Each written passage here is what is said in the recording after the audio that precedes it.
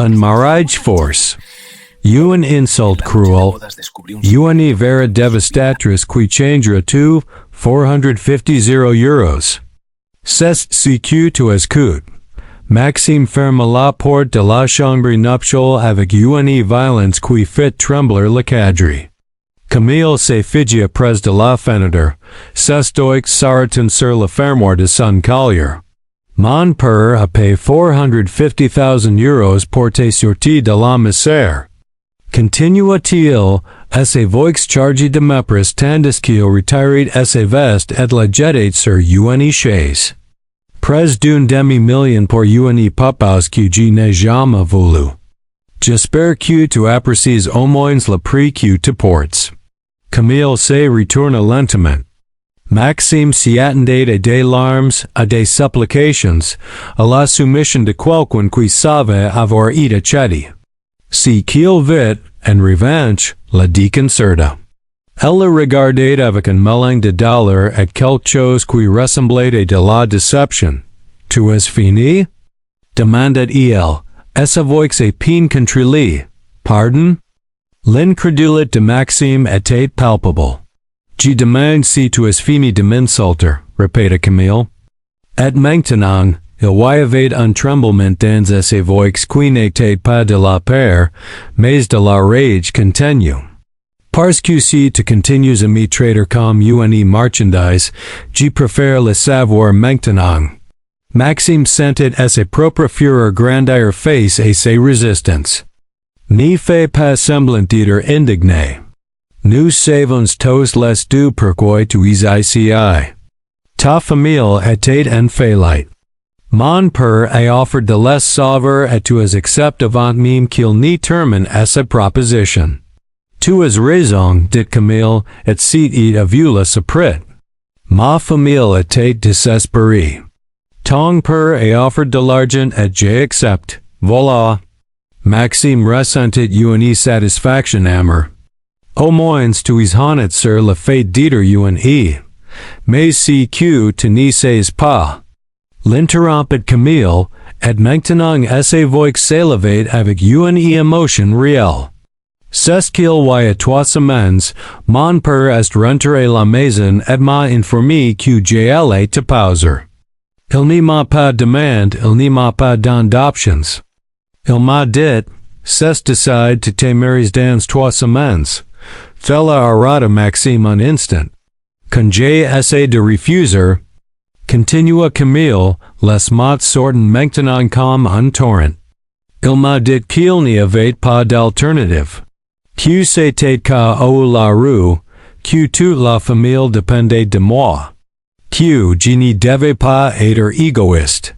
Ta famille avait besoin. Et toi? Le coupait-il en faisant un pas vers lui. Toi, tu as choisi quoi? Ton père te demande si tu voulais m'épouser ou il te l'a aussi ordonné? Le silence qui suivit était assourdissant. Maxime sentit que quelque chose dans son récit soigneusement construit communiquait à ses fichures. Je m'en doutais, dit Camille avec amertume. Toi aussi, tu as été force. Mais d'une manière ou d'une autre, dans ta tête, c'est moi la méchante. C'est moi l'opportuniste. Comme si tu avais le monopole de la souffrance. Si n'est pas pareil, commença Maxime faiblement. Pourquoi pas? Exigeait-il. Et maintenant, les larmes apparent enfin, brillantes dans ses yeux. Parce que ta famille a de l'argent? Parce que ta cage est plus luxueuse que la mienne? Maxime ouvrit la bouche et réalisa qu'il n'avait pas de réponse. Il y a 6 mois, dit Camille, et sa voix brissante. J'étais en 3e année d'université avec une bourse d'excellence complète. J'allais faire un échange à Oxford le semestre prochain. J'avais des amis, des rêves. Tout une vie planifiée. Chaque mot était comme retirer une couche de l'image que Maxime s'était construit d'elle. Puis les investissements de mon père se sont effondrés. Continua Camille en s'essuyant les yeux avec des mains qui tremblaient visiblement. Du jour au lendemain, nous avons tout perdu. La maison, les économies, mes frais de scolarite. J'ai dû quitter l'école. J'ai dû trouver des emplois pour aider et faire vivre la famille. Je ne savais pas, murmura Maxime, sentant ses certitudes commencer s'évaporer. Tu n'as pas demandé, répondit-elle. Tu as simplement suppose. Tu as décidé que j'étais une croqueuse de diamants calculatrice qui avait pige un homme riche. Il n'était jamais venu à l'esprit que je pouvais aussi aider une victime. Maxime se laissa tomber sur le bord du lit, sentant que ses jambes ne le soutenaient plus correctement. Ton père a dit que tu étais d'accord. Mon père dit beaucoup de choses. L'interrompit Camille avec un rire sans humeur. Il a dit que ses investissements étaient sûrs. Il a dit que tout irait bien. Il a dit qu'il avait juste besoin d'un peu plus de temps. Pourquoi le croirais-tu là disses? Le silence se tendit entre eux, lors de verets non dites. On m'a dans 2 semaines, admit finalement Maxime, à sa voix beaucoup plus douce. Mon père m'a convoqué dans son bureau et a dit, tu opposes la fille de Claude Moreau dans 2 semaines. J'ai besoin de ses connections politiques. Si n'est pas négociable, Camille le regarda avec une surprise genuine. Je lui ai dit non, continua Maxime en passant ses mains dans ses cheveux. Je lui ai dit que c'était ma vie, ma décision. Il m'a dit que si je ne le faisais pas, il me déchiriterait et détruirait tout ce que j'avais construit dans l'entreprise. Alors me voilà. Aussi pige que toi. Je ne savais pas, dit Camille doucement. Tu n'as pas demandé, répondit-il sans croûte. Tu as supposé que j'avais tout le contrôle. Il se regardant à travers la chambre, 2 personnes qui communiquent et savoir vraiment pour la première fois. Je suis désolé, dit finalement Maxime. Désolé de t'avoir traité comme si tu étais. Comme quelque chose connaissait. C'était cruel. Moi aussi j'ai supposé des choses sur toi, admit Camille. Je penses que tu serais arrogant. Impossible. Je t'ai préparé et te déteste. Et maintenant? Demanda Maxime. Maintenant. Camille hésita. Maintenant je vois que nous sommes tous les deux perdus dans tout cas.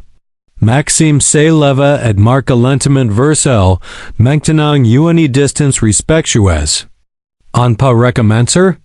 Sans suppositions, sans se blâmer pour des décisions que nous n'avons pas prises? Camille hocha lentement la tête. J'aimerais que. Il y a des règles que nous devons établir, dit Maxime. Des limites, des attentes. D'accord. Chambres séparées, dit-il immédiatement. Je ne vais pas te forcer à quoi que ce soit. C'est déjà assez difficile sans complications physiques. La gratitude dans les yeux de Camille était visible et profonde. Merci. Quelque chose d'autre que je devrais savoir? Demanda Maxime. N'importe quoi que je doive comprendre sur toi, sur ce dont tu as besoin, sur tes limites? Camille respira profondément, rassemblant visiblement son courage pour quelque chose. Il y a quelque chose que tu devrais savoir sur moi. Quoi donc? Le visage de Camille devint complètement rouge. Ses mains s'entrelacèrent nerveusement devant elle. Quand elle parla, sa voix était à peine un murmure. Je n'ai jamais. Je n'ai jamais. Elle s'arrêta, frustrée par ses propres incapacités à dire les mots. Maxime attendit patiemment. La voyant l'autre. Je n'ai aucune expérience, dit-elle finalement, si parce qu'il l'entendait à peine. Dans rien de tout cas. Relations, intimates, mariage, rien. Il fallait un moment à Maxime pour comprendre la profondeur de ce qu'elle disait. Quand il le fit, Il sentit comme si quelqu'un lui avait retiré l'air de ses poumons. Tu n'as jamais? Communiqua-t-il avec précaution.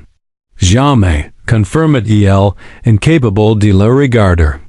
Que nous avions de l'argent, j'étais obsédé par mes études. Je voulais aider la meilleure, gagner des bourses, rendre mes parents fiers. Je n'avais pas le temps pour les garçons, pour les sorties. Pour rien de tout cas. Maxime sentit que chaque supposition qu'il avait faite s'effondrait comme du sable. Et que nous avons tout perdu. Continua Camille, les larmes coulant maintenant librement sur ses joues. Je travaillais constamment. Toi emploi différents. Il n'y avait pas de temps pour une vie personnelle, pas d'énergie pour penser aux relations. Just la survie. Camille, Maxime ne savait pas quoi dire. Et maintenant me voilà. Dit-elle, sa voix se brisant complètement. Marié est un étranger qui me déteste. Sans avoir aucune idée de comment tout cas est sans fonctionner, terrifié par tout ce qui va venir. Et je ne peux même pas prétendre que je sais ce que je fais parce que je n'ai jamais rien fait de tout cas. Les sanglets qui suivirent étaient bruts, dévastateurs. Camille se plia sur elle-même, les hoquets secouant tout son corps. Toutes les barrières qu'elle avait maintenues pendant la cérémonie, pendant le voyage, pendant cette conversation impossible, s'effondrent finalement. Maxime resta paralysé un moment. Voyant cette femme qu'il avait traitée avec tant de cruauté se désintégrer complètement. Et dans ce moment, il ressentit quelque chose qu'il n'avait pas ressenti depuis des semaines. Une véritable honte. Mon Dieu, murmura-t-il en s'approchant lentement. Camille, je suis désolé. Je suis tellement désolé. Je penses que moins te saurais, sanglota-t-il. Je penses que tu aurais de l'expérience, que tu pourrais.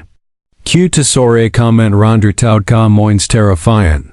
Mais tu me détestes et je ne te blâme pas, mais j'ai tellement peur de penser hi.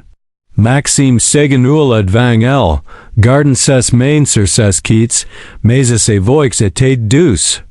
Il n'arrivera rien que tu ne veuilles pas. Tu m'entends? Rien. Camille le regarda à travers les larmes. Vulnérable d'une manière qui allait au-delà de tout ce qu'il avait jamais vu. Je ne te déteste pas. Dit Maxime, et il fut surpris de réaliser que c'était vrai. J'étais en colère contre la situation, je projetais ma frustration sur toi. Mais toi, tu ne mérites rien de ce que j'ai dit si hier. Je ne sais pas comment faire tout cas, chuchota Camille. Je ne sais pas comment aider une papas, comment vivre avec quelqu'un, comment. Rien de tout cas. Moi non plus, admit Maxime. Je n'ai jamais vécu avec personne. Je n'ai jamais été dans une relation sérieuse. J'étais tellement concentré sur le travail que je n'ai jamais eu le temps pour quoi que ce soit d'autre. Camille le regarda avec surprise. Vraiment? Vraiment, confirma-t-il. Alors je suppose que nous sommes tous les deux aussi perdus l'un que l'autre. Pour la première fois ce soir-là, quelque chose qui ressemblait à un sourire traversa le visage de Camille. C'était petit, tremblant mais réel. Alors qu'est-ce qu'on fait? Demanda-t-il. On apprend ensemble, répondit Maxime. Sans pression, sans attentes. Juste essayer de ne pas se faire plus de mal que celui qu'ils nous ont déjà fait. Camille hocha la tête en s'essuyant le visage. J'aimerais que. Maxime se leva et tendit ses mains. Alors recommencons.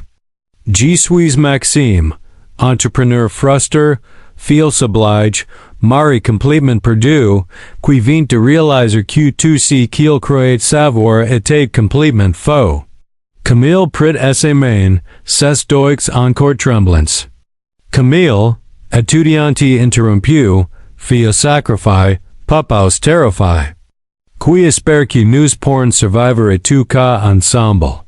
La poignée de main se transforma en quelque chose de plus qu'un maxime, sans réfléchir. Approcha son autre main pour couvrir la sienne. Nous allons nous en sortir, dit-il. Et pour la première fois ce soir-là, il le croyait vraiment. Je ne sais pas comment, mais nous allons trouver un moyen. Camille hacha la tête. Et bien que les larmes brillantes encore dans ses yeux, il y avait aussi de l'espoir là. Ce n'était pas de l'amour, pas encore. Mais c'était le début de quelque chose de réel. Quelque chose construit sur une honnêteté brutale et une vulnérabilité partagée et date et parfois. Ce sont les fondations les plus solides de toutes. Les premiers rayons de l'aube filtrant et traversent. Les rideaux quand Maxime se révéla dans la chambre d'amis. Il avait à peine dormi 2 heures. Chaque fois qu'il fermait les yeux, il voyait le visage de Camille se fondre, il entendait ses sanglots. Il sentait le poids de chaque mot cruel qu'il avait lancé. Il se doucha rapidement et descendait à la cuisine. Se attenant à la trouver vide. Il était à peine 6h30 du matin, mais Camille était déjà là. Assise au comptoir avec une tasse de café entre ses mains, fixant la table. Elle portait les mêmes vêtements que la veille, les cheveux de coiffes, des cernes profondes, les yeux rouges et gonflés. Clairement, elle n'avait pas dormi du tout. Camille. Dit Maxime doucement, et elle sursauta comme si elle avait oublié que quelqu'un d'autre vivait dans cette maison. Bonjour. Répondit-elle d'une voix rauque sans le regarder. Maxime se servait un café et s'assit en face d'elle. Remarquant comment ses mains tremblantes légèrement autour de la tasse. Le silence était dense, inconfortable, chargé de tout ce qui n'avait pas été dit. Tu as dormi? Demanda-t-il, bien que la réponse soit évidente. Non, moi non plus. Plus de silence. Camille finit par le regarder, et il y avait quelque chose dans ses yeux qui n'était pas là la veille. Ce n'était pas seulement de la douleur. C'était de la détermination. J'ai besoin de te demander quelque chose, dit-elle. Sa voix tremblante mais ferme. Tu sais dont tu as besoin. J'ai besoin d'aller voir ma famille aujourd'hui. J'ai besoin de leur expliquer que je vais bien, que tu n'es pas. Que les choses vont aller, que. Elle fit une pause. Leur mentir, essentiellement. Les mots frappèrent Maxime plus fort que prévu. Tu n'as pas besoin de mentir. Est-ce que je peux venir avec toi pour leur parler? Non, l'interrompit-elle rapidement. Tu ne peux pas venir. Mon père ne peut pas te voir maintenant. Pourquoi pas? Camille baissa les yeux vers sa tasse. Parce que hier soir, après notre conversation, il appelle. Il demande comment tout s'était passé. Je n'étais pas. Je ne l'ai pas bien et il a entendu dans ma voix que quelque chose s'était passé. Maxime sentit son estomac se nouer. Qu'est-ce que tu lui as dit? Je lui ai dit que j'avais besoin de temps pour m'adapter, que tu allais bien. Ses mains serrèrent la tasse plus fort. Mais il ne m'a pas cru. Et si matin j'ai reçu un message. Il vient ici aujourd'hui. Ton père vient ici? Lui et ton père, confirma Camille. Et maintenant, il y avait une vraie peur dans ses voix. Ils vont se réunir ici cet après-midi pour vérifier que tout est en ordre avec l'arrangement. Maxime se leva brusquement, passant ses mains dans ses cheveux. Bien sûr qu'ils vont venir s'assurer que la précieuse transaction fonctionne. Maxime, c'est ridicule, continua-t-il commençant à faire les 100 pas. Nous ne sommes pas des enfants qui ont besoin de supervision. Nous sommes des adultes qui ont été forcés dans une situation impossible, et nous essayons de l'agir du mieux que nous pouvons. Mais ils ne sont pas satisfaits de faire, dit Camille avec amertume. Alles violent des résultats. Alles violent nous voir agir comme un couple heureux. Alles violent l'illusion parfaite. Maxime s'arrêta, la regardant fixement. Et qu'est-ce qui se passe si nous ne leur donnons pas cette illusion? La peur dans les yeux de Camille s'intensifia. Mon père a dit quelque chose hier soir. Il a dit que si mariage ne fonctionne pas, si ton père décide qu'il n'est pas satisfait de l'arrangement. Elle s'arrêta, incapable de continuer. Quoi? Insista Maxime en s'approchant d'elle. Il a dit qu'il y a des clauses dans le contrat, chuchota Camille. Des clauses que mon père a signées sans les lire complètement parce qu'il était désespéré. Si le mariage a eu la première année, ma famille doit rembourser tout l'argent. Avec intérêts. Maxime sentit son sang s'églacer. Combien d'argent? Plus que si qu'il ont reçu initialement, répondit-elle, les larmes commençant à tomber à nouveau. De l'argent qu'ils ont déjà dépensé pour leurs dettes, pour le conservatoire de mon frère, pour stabiliser leur situation. Alles n'a aucun moyen de le rembourser. Mon Dieu! Murmura Maxime en se laissant tomber sur la chaise et quitte d'elle. Qu'avez-vous dire? Commença Camille. Qu'avez-vous dire que nous devons les convaincre que ça marche? Completa Camille. Nous devons faire semblant d'être un couple heureux, que c'était une bonne décision. Parce que sinon, est-ce avec ces brises? Ma famille vient tout perdre à nouveau. Et cette fois, si sera de ma faute. Le silence qui suivit était écrasant. Maxime traitait l'information, sentant le page se refermer plus étroitement autour de tous les deux. Il y a plus, dit Camille après un moment, s'essuyant les larmes avec le dos de ses mains. Ton père est apparemment aussi des clauses. Si le mariage a tu perds ta position dans l'entreprise. Tu es complètement déchiré. Comment tu sais ça? Mon père me l'a dit hier soir. Il pensait que ça me ferait me sentir mieux de savoir que tu es aussi pige. Elle rit sans humeur. Comme si savoir que nous sommes tous les deux prisonniers était réconfortant. Maxime sentit une rage brûlante envers son père, envers le père de Camille. Envers tout ce système corrompu qui les avait mis dans cette situation. Alors nous devons jouer la comédie, dit-il finalement.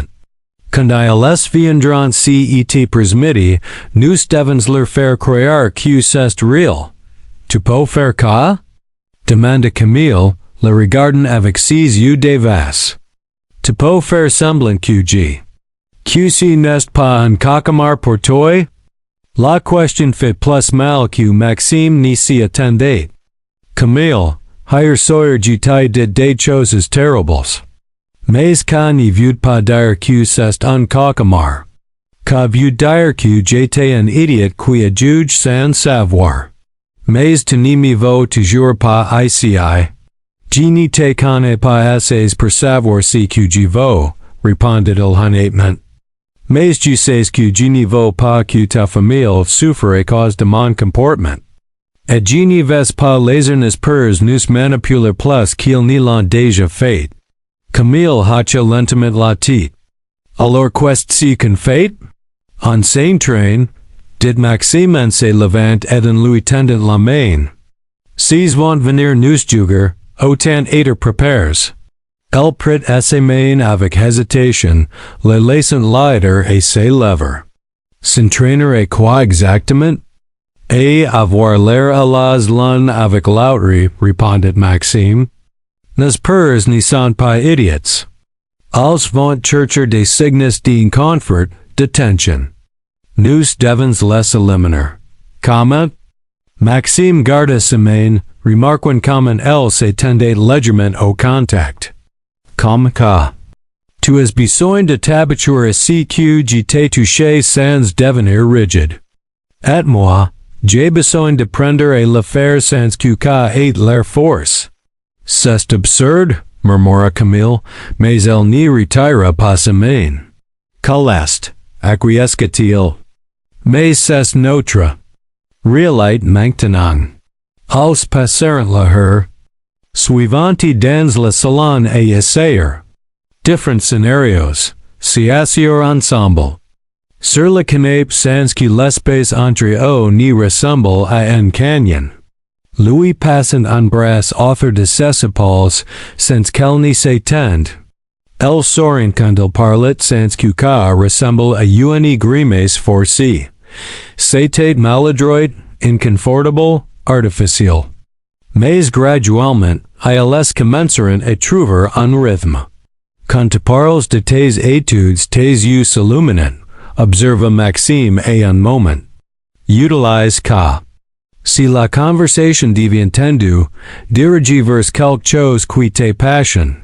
Si sera plus facile d'avoir l'air genuine. Et toi? Demanda Camille. Qu'est-ce qui te passionne? La question le prit par surprise. Quand était-ce la dernière fois que quelqu'un lui avait demandé ka? L'architecture, répondit-il après un moment. J'ai étudié l'administration des affaires parce que mon père insiste, mais j'ai toujours voulu être architecte. Pourquoi tu ne l'as pas fait? Pour les mêmes raisons que tu as abandonné tes rêves, répondit Maxime avec tristesse. Parce que la famille, les attentes, les obligations payantes plus lourdes. Ils se regarderont et, pour la première fois, verront un reflet de l'autre. Deux personnes qui avaient sacrifié qu'elles aimaient pour plaire aux autres. Le son de la sonnette brisa le moment. Ils se tenderont tous les deux instantanément. Ils n'y peuvent pas être déjà là, dit Camille avec panique. Ils ont dit dans l'après-midi. Marié apparat à la porte du salon. Monsieur Maxime, il voyait une femme à la porte. Elle dit qu'elle est l'amie de Madame Camille. Elle s'appelle Sophie. Le visage de Camille devint complètement blanc. Non, non, non. Qui est Sophie? Demanda Maxime, alarmé par sa réaction. Ma meilleure amie, répondit Camille en se levant brusquement. Elle n'est pas être ici. Elle n'est pas me voir comme ka. Elle n'est pas, mais c'était trop tard. Une jeune femme du même âge que Camille fit éruption dans le salon, passant devant Marié avec détermination.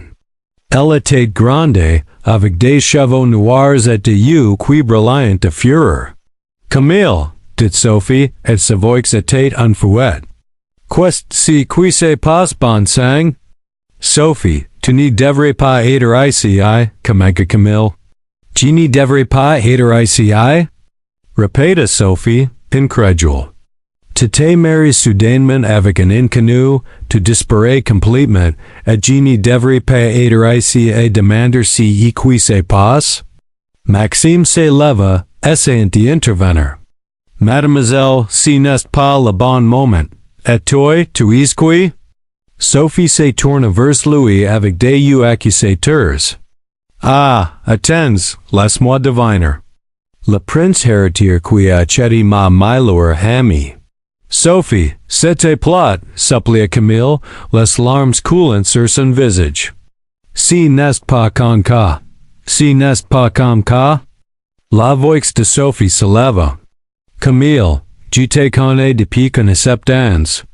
Je sais quand tu mens. Et là, tu mens tellement que c'est insultant de penser que je ne le remarque pas. Je ne peux pas t'expliquer. Tu ne peux pas ou tu ne veux pas? L'interrompit Sophie. Parce que de là où je me tiens, on dirait que tu t'es vendu au plus offrant et que maintenant tu es trop gagné pour l'admettre. La gifle résonna dans le salon avant que quiconque ne puisse réagir. Camille avait frappé Sophie, c'est u brûlant d'une fureur que Maxime n'avait jamais vue auparavant. Tenissez rien, dit Camille d'une voix tremblante. Tenissez pas ce que j'ai dit faire. Tenissez pas le choix qu'on m'a donné. Tenissez pas. Essa voix se brisa complètement. Sophie se toucha la joue, surprise. Puis son expression séduisait en voyant la véritable état de son ami. Mon Dieu cam, qu'est-ce qu'il t'en fait? Et avec ces mots, Camille s'effondra. Maxime l'attrapa avant qu'elle n'y tombe au sol. La tenant pendant qu'elle sanglotait de manière incontrôlable contre sa poitrine. Quelqu'un doit m'expliquer ce qui se passe. Dit Sophie, maintenant d'une voix plus douce mais toujours ferme. Maintenant. Maxime regarda Camille tremblant dans ses bras, pour cet ami qui se souciait clairement profondément d'elle, et prit une décision. Aside-toi, dit-il à Sophie. Qu'avait prendre un moment. Et pendant que Camille pleurait, Maxime commença à raconter la vérité. Pas la version éditée qu'il avait prévue pour leurs peurs. La vraie vérité, brute et douloureuse, parce que ces alliances survivraient car ils avaient besoin d'au moins une personne dans leur vie qui connaisse la vérité complète. Même si cela signifiait exposer à quel point leur situation était fragile et brisée. La heure suivante fut l'une des plus difficiles de la vie de Maxime. Assis sur le canapé quitte de Camille, qui tremblait encore occasionnellement par les sanglots, il essaya d'expliquer à Sophie toute la vérité. Chaque détail, chaque manipulation, chaque page que leurs peurs avaient construit autour d'eux, Sophie écoutait en silence. Son expression passant de la fureur à l'incrédulité, de l'incrédulité à l'horreur absolue. Attendez. Interrompit-elle finalement, levant une main. Laissez-moi voir si j'y comprends bien. Camille a été forcé de te poser avec 3 semaines de prévis. Toi, tu as été forcé avec 2 semaines. Et vous avez tous les 2 des clauses dans des contrats qui vous obligent essentiellement à rester mariés ou tout perdre? C'est cas, confirma Maxime. Et les peurs des 2 viennent aujourd'hui pour vérifier que tout fonctionne? Sophie secoua la tête avec incrédulité. C'est médiéval. C'est absolument illegal, completa une voix masculine depuis la porte. Laisse-toi se retourner brusquement. Un homme d'environ 30 ans se tenait dans l'embrasure, portant une émalette d'avocat. Il avait des cheveux noirs, des lunettes et une expression sérieuse mais pas hostile. Qui diable êtes-vous? Demanda Maxime, se mettant instinctivement debout entre l'inconnu et Camille. Thomas Mercier, se présenta l'homme en entrant dans le salon avec une confiance tranquille. Avocat spécialisé dans les contrats matrimoniaux et ami de Sophie depuis l'université. G. Louis et I envoie un message quand je venais ici. Expliqua Sophie rapidement. Nous avions besoin de quelqu'un qui connaît les lois. Thomas est le meilleur. Nous n'avons pas demandé d'avocat, dit Maxime d'une voix tendue. Non, acquiesça Thomas en ouvrant sa mallette et en sortant un ordinateur portable. Mais vous en avez définitivement besoin.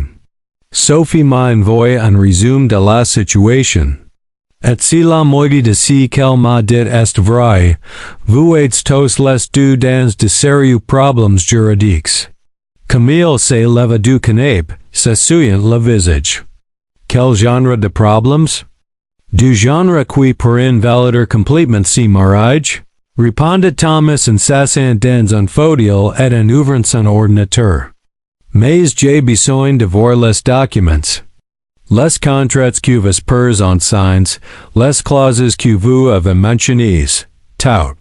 Je n'ai pas accès à ces documents, dit Maxime. Mon père les garde dans son bureau. Moi non plus, ajouta Camille. Mon père ne m'a jamais laissé lire ce qu'il assign. Thomas les regarda par dessus ses lunettes. Qu'NSOI, c'est problématique. Camille, quel âge avez-vous? 23 ans. Êtes-vous avez signé un document lié mariage? Seulement le certificat de mariage. Le jour du mariage. Thomas tapa quelque chose sur son ordinateur. Intéressant. Êtes-vous Maxime? La même chose. Le certificat et rien d'autre. Donc techniquement, dit Thomas lentement, les contrats avec les clauses punitives ont été signés uniquement par vos pairs. Vous n'êtes pas légalement partie à ces accords. Le silence qui suivait était dense de possibilités. Qu'est-ce que vous dire? Demanda Camille, et sa voix tremblante avec quelque chose qui pourrait être de l'espoir.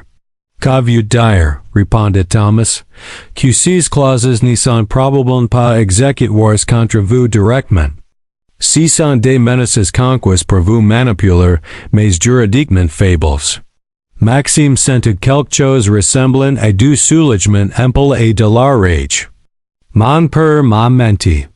Et le mien aussi, chuchota Camille. C'est racine comme si ces gems ne pouvaient plus les soutenir.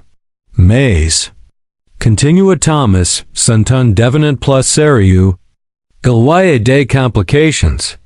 Camille, votre famille a déjà reçu l'argent. Le dépenseur crée une obligation morale, sinon légale. Et Maxime, votre position dans l'entreprise familiale peut être révoquée si votre père le décide. C'est la prérogative du propriétaire. Donc nous sommes toujours piges, dit Maxime amèrement. Pas nécessairement, répondit Thomas. Mais j'ai besoin de voir les documents originaux pour en être sûr. Y a-t-il un moyen d'y accéder? Maxime réfléchit un moment.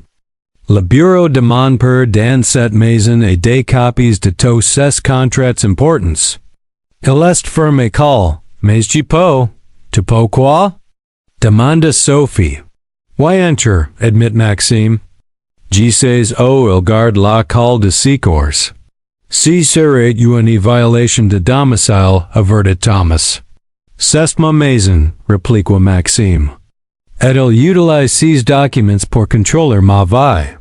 Tu penses que j'ai le droit de les voir? Thomas hocha lentement la tête. Je ne peux pas vous conseiller légalement de faire cas. Mais si, hypothétiquement, vous aviez accès à ces documents, je pourrais les examiner. Camille se leva brusquement. Je viens avec toi.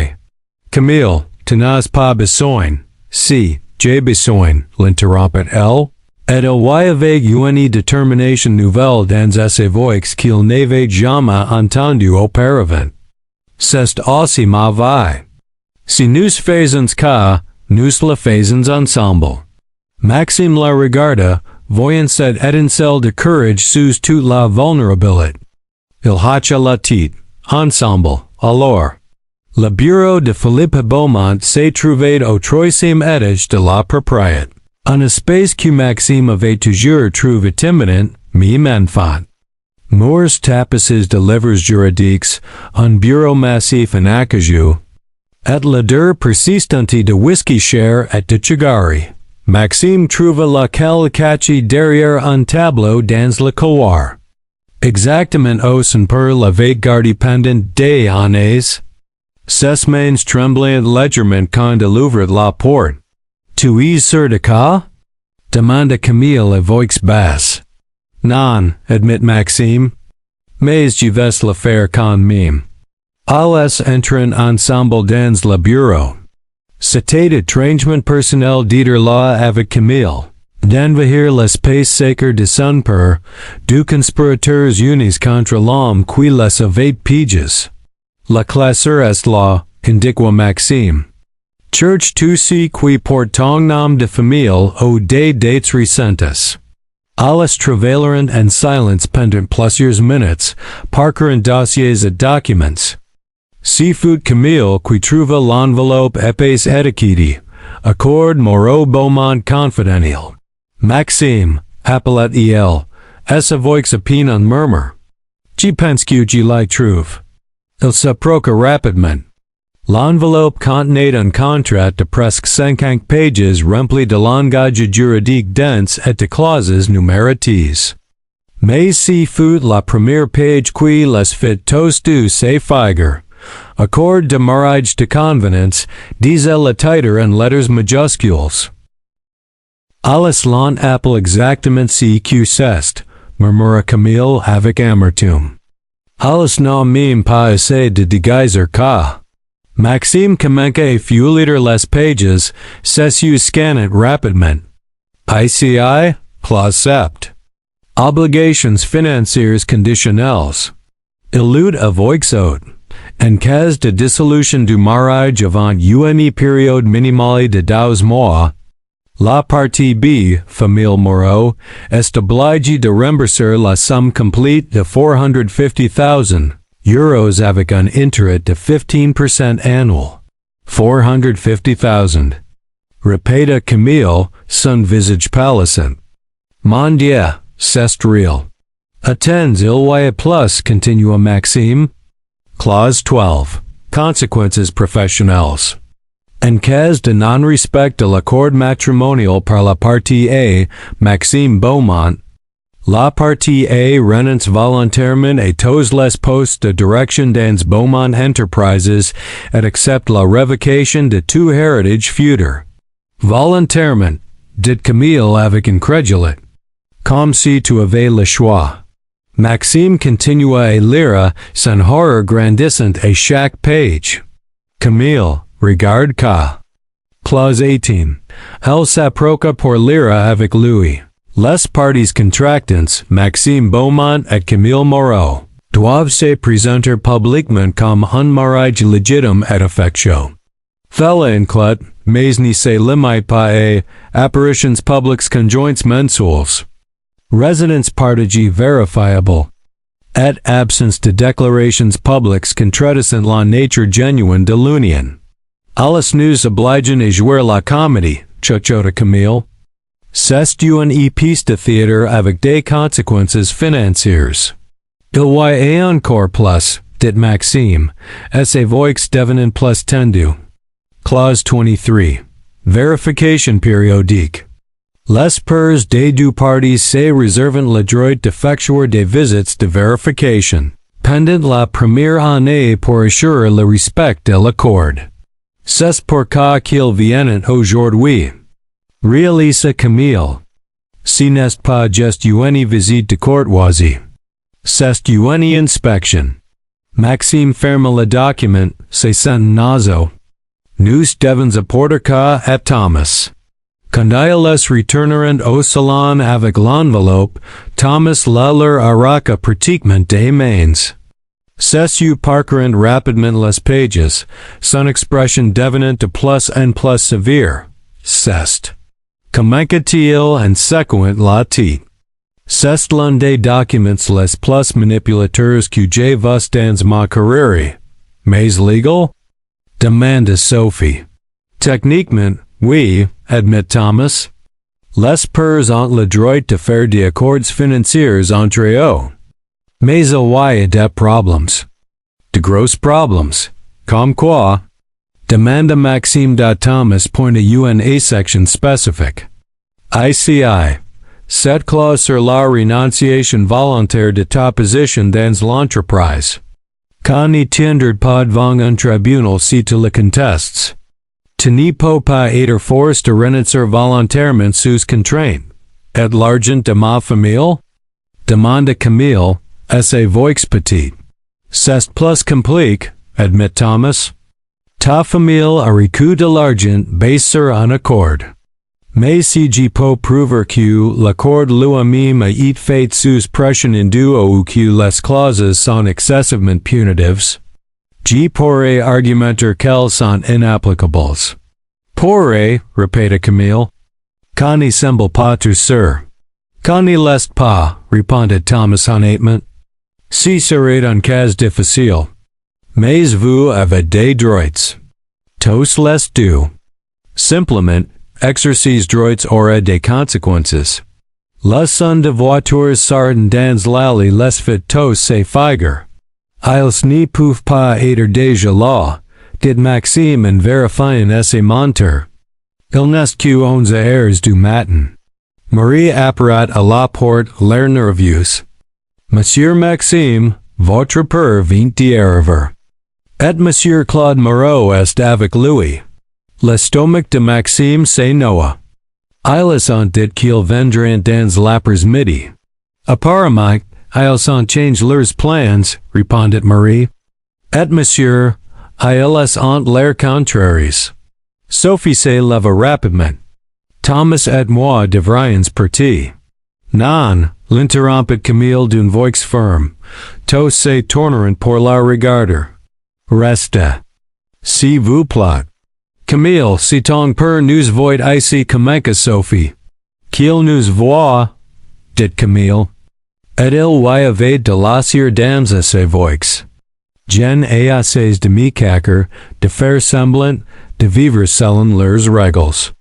S'ils vont venir nous inspecter comme si nous étions leur propriété, au moins affrontons-les avec la vérité. Maxime la regarda avec surprise et quelque chose ressemblant à de l'admiration. Si n'était pas la femme brisée qui s'était effondrée dans ses bras, il y a eu une hier. C'était quelqu'un qui trouvait son courage au milieu de la peur. Camille a raison, dit Thomas en fermant son ordinateur. Si vous allez avoir cette conversation, il vaut mieux avoir des témoins et une représentation légale. Tu nous représentes? Demanda Maxime. Tous les deux, confirma Thomas. Si vous m'acceptez comme votre avocat. Accepte, dit Camille immédiatement. Accepte, acquiesce Maxime dont la porte principale s'ouvrit avec force. Des pas lourds résonnèrent dans la hall de marbre. Maxime donna instinctivement un pas plus près de Camille. Une action protectrice qui n'y passe pas inaperçue pour elle. Philippe Beaumont entra d'abord dans le salon. Sa présence remplissant immédiatement l'espace. C'était un homme grand dans la cinquantaine, avec des cheveux gris parfaitement coiffés et un costume impeccable. Derrière lui venait Claude Moreau, plus petit, plus mince, l'air épousse et nerveux. Maxime, dit Philippe, et sa voix comme de la glace. Nous devons parler en privé. Non, répondit Maxime, c'est surprenant lui-même par la fermeté de sa propre voix. Si que tu as à dire, tu peux le dire ici. Les yeux de Philippe glissèrent vers Sophie et Thomas. Et qui sont-ils? Sophie est ma meilleure amie, dit Camille avant que personne d'autre n'y puisse répondre. Et Thomas est notre avocat. Avocat? Répéta Claude, et sa voix montant d'une octave. Pourquoi avez-vous besoin d'un avocat? Parce que nous forces à signer un contrat sans le lire, répondit Camille, et sa voix n'y tremblait pas. Bien que ces mains le fassent. Parce que nous manipulons à mentir. Parce que nous avons besoin de quelqu'un qui protège nos droits. Le silence qui suivit était explosif. Philippe fut le premier à se ressaisir. Je ne sais pas quelles idées ridicules en vous mises dans la tête. Mais si mariage était un arrangement légitime, un arrangement que nous forces à accepter, l'interrompit Maxime. Sous menace de conséquences financières dévastatrices. Si n'étant pas des menaces, répliqua Philippe. C'était les termes d'un accord commercial. Un accord qui inclut de nous inspecter périodiquement pour s'assurer que nous jouons correctement la comédie. Dit Maxime en sortant le contrat de l'enveloppe. Un accord qui fait essentiellement de nous des acteurs pays dans votre drame commercial. Le visage de Philippe devint rouge. Si document est privé. C'est mauvais, dit Maxime d'une voix élevée pour la première fois. Mauvais réduit à 50 pages de clauses légales que tu n'aimas jamais les lire. Claude s'approcha de Camille, ignorant tous les autres. Ma fille, qu'est-ce que tu fais? Nous avions un accord. Toi, tu avais un accord, l'interrompit Camille, et ses voix finalement se brisant. Toi, tu as décidé. Toi, tu as signé. Toi, tu m'as vendu sans me demander si j'étais d'accord. Je t'ai sauvé, insista Claude. Notre famille était au bord de l'effondrement. Et tu m'as utilisé comme monnaie d'échange. Cria Camille, les larmes coulant maintenant librement. Je suis ta fille, pas ton actif financier. Comment est-ce pour me faire cas? Je l'ai fait pour toi, répondit Claude, et ses propres voix se brissant. Pour ton frère, pour ta mère, pour nous tous. Tu l'as fait pour toi, corrigea Camille avec amertume. Pour te sauver des conséquences de tes propres décisions terribles. Et tu m'as entraîné avec toi. Thomas choisit ce moment pour intervenir. Messieurs, j'examine le contrat. Il y a plusieurs problèmes juridiques dont nous devons discuter. Il n'y a rien à discuter avec un avocat que je n'ai pas engagé, le coupa Philippe. C'est une affaire de famille. Une affaire de famille qui a des implications juridiques, répliqua Thomas calmement. Et en tant que représentant légal de Maxime et Camille, j'ai le droit. Tu ne représentes pas mon fils, l'interrompit Philippe. Si, il l'a fait, dit Maxime avec fermeté. Je l'ai engagé. Il me représente moi, pas toi. Philippe regarda son fils comme si ne le reconnaissait pas. Tu te rends compte de ce que tu fais? Tu te rends compte des conséquences? Je me rends compte que pendant des années j'ai vécu sous ton contrôle, répondit Maxime. Je me rends compte que tu m'as forcé dans un mariage sans mon véritable consentement. Je me rends compte que je ne peux plus continuer à vivre comme ça.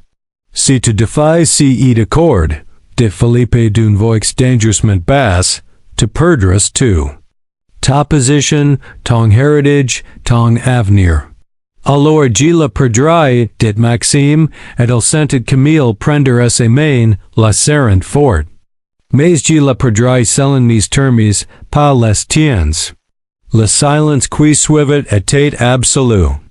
Quatre pères et enfants, deux amis, un avocat. Tous figes dans un moment qui changerait tout.